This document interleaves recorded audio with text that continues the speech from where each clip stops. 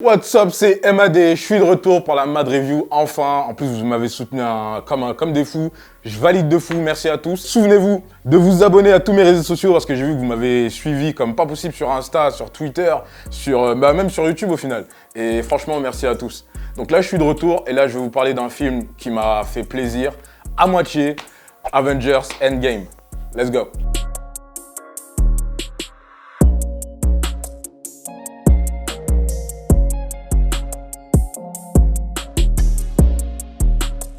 Avant de parler de leur physique, parce qu'il y a eu pas mal de changements assez hardcore, surtout chez deux personnes dont je vais parler particulièrement, c'est que le film, il était magnifique à moitié. Je vous explique pourquoi, pour moi, et spoiler alerte si vous voulez quitter tout de suite. Moi, je connais l'univers Marvel et ça devait pas se passer comme ça. Donc du coup, je suis un peu énervé, tu vois. Comment Thanos, il meurt, etc. Ça m'énerve un petit peu. Voilà, spoiler, j'avais prévenu. Avengers, Infinity War. Là où vraiment, franchement, c'était cool pour moi. Je m'attendais à, pas à mieux, mais à différent. Et à Endgame, c'est là où la comparaison elle va se faire parce qu'il y a 5 ans qui se passent entre les deux. Et je vais vous parler en gros du changement physique de Hulk, de comment il s'appelle celui-là, Thor, et de, comme dirait Doug Logan, Jeanne d'Arc, c'est-à-dire Hawkeye. Franchement, Hulk, dans le film, par rapport aux 5 ans qui se sont déroulés entre Infinity War et Endgame, je sais pas si vous connaissez vraiment l'univers, mais là, c'est plus Hulk. Le normal, il s'appelle The Professor. En gros, il y a la personnalité de Bruce Banner qui prend le dessus, mais qui arrive un minimum à contrôler la forme de Hulk. Il est moins fort, mais il l'est quand même. Et il est beaucoup plus intelligent vu qu'en gros, il a l'intelligence de Bruce Banner. Ça fait que son corps, il est beaucoup plus petit, parce que carrément dans le film, il passe à côté de son ancien lui, du coup le vrai Hulk, et on le voit bien qu'il y a une grosse différence d'environ, on va dire, 1 mètre entre les deux. Donc, niveau musculature, ça n'a rien à voir. Il est toujours aussi balèze, mais on va dire que c'est une étape que pas mal de sportifs, avec l'âge par laquelle ils passent, qui s'appelle le maintien. Là, ce qu'il fait, c'est du maintien. C'est quand tu vas à la salle, que tu mets plus vraiment beaucoup de charge, tu cherches plus à progresser au niveau des poids, au niveau des répétitions. C'est plus ça y est, j'ai fait mon temps. Voilà, j'ai fait mon temps, mais j'ai pas non plus envie de tout perdre, tu vois. Et puis, en général, tu vois, ces gens-là, ils ont l'air beaucoup plus cool que les autres qui sont là, toujours énervés à la salle. Tu vois, ils sont beaucoup plus cool et ça se voit dans le film parce qu'il est vraiment comme ça à ce moment-là.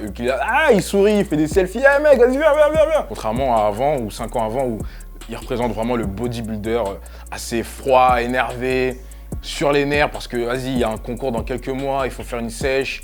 Vas-y, tu dois faire attention au sodium, au potassium, alors que tu sais même pas à quoi ça ressemble, tu vois ce que je veux dire? Donc voilà, ça c'est là pour moi le gros changement chez Hulk. Pour moi ça reste positif, parce que n'empêche, arrivé à 50 ans, tu ressembles à ça, t'es content quand même. Bravo. Maintenant je vous parle de Thor. Thor c'est assez compliqué d'en parler parce que je ne veux pas dire que c'est un changement négatif, mais à ce moment-là dans sa tête c'est pas le top. Il a perdu tout le monde parce que tout le monde est mort, parce que toute son équipe, voilà, il est fracassé. C'est Thor normalement, c'est le dieu du tonnerre. Et là, il a perdu, en plus, il n'a pas réussi à empêcher Thanos. C'est toute sa fierté qui prend un coup, en fait. Tout le personnage qu'il est. Et ça me fait penser à quoi? En fait, tu vois, ce gars dans la salle qui a ce rôle de super-héros que tout le monde voit en mode ah putain, je suis à 150, j'arrive pas à remonter, je sais qu'il va arriver. Tu vois ce que je veux dire? C'est un peu le super-héros de la salle. Dès qu'il y a une galère, il débarque. Il a un beau physique, mais il a pas le plus gros des physiques. C'est plus le mec qui est pragmatique dans la salle, le gars présent pour tout le monde. Et là, en fait, il perd ce statut. Donc ça, pour moi, c'est clairement la majorité des gens passent, c'est une baisse de forme. C'est ne plus aller s'entraîner parce que y a un petit épisode de Game of Thrones. Est-ce que je vais regarder l'épisode de Game of Thrones avec Emma ou est-ce que je vais aller à la salle? Tu vois, sachant que la salle elle est à 5 minutes de chez moi, Emma il habite à 30 minutes de chez moi à peu près, mais je vais me retrouver à aller voir Game of Thrones avec Emma, tu vois, et ça, ça c'est un petit caméo pour ce qui arrive. Bref, voilà, c'est ce qui se passe en fait, c'est que là il est en pleine chute en fait. Il va plus s'entraîner, il prend plus soin de lui, il laisse pousser sa barbe. Bon, puis ça c'est cool. Il laisse pousser ses cheveux alors que voilà, je m'en souviens, il avait une crête à cette époque-là, une crête de crétin, comme dirait mon petit frère. Voilà, il est chubby, il est gras quoi. Il a le ventre qui pend, les bras, il n'y a plus rien de tracé. C'est la débandade. Donc là, je passe à Jeanne d'Arc, a.k.a. Hawkeye. Donc Hawkeye, c'est totalement différent, mais c'est aussi ce qui m'intéresse, c'est aussi ce dont je veux vous parler, c'est psychologique le changement chez lui. Parce qu'il reste le même en soi, physiquement, il n'y a pas de gros changements. C'est un papa qui a 3 enfants. Oui, maintenant il a 3 enfants. Il a sa femme, ils ont leur baraque. Il épice, ça se voit que lui aussi il continue de manger vegan, tout va bien. Mais c'est psychologique. En fait, Thanos a snappé. Du coup, sa famille elle est plus là. Du coup, débandade psychologique. Il devient fou, il commence à tuer des gens en masse. Enfin, il tue des méchants en masse. Il joue le super-héros qui fait tout par ses propres moyens, il fait sa propre loi, donc il va dans le monde, il tue un peu tous ces gens qui, selon lui, sont dans le négatif. Ça aussi, c'est important. Ça aussi, je trouve que ça fait partie de la santé. Pour moi, la santé, ça passe par 3 choses. Physique, mental, sexuel.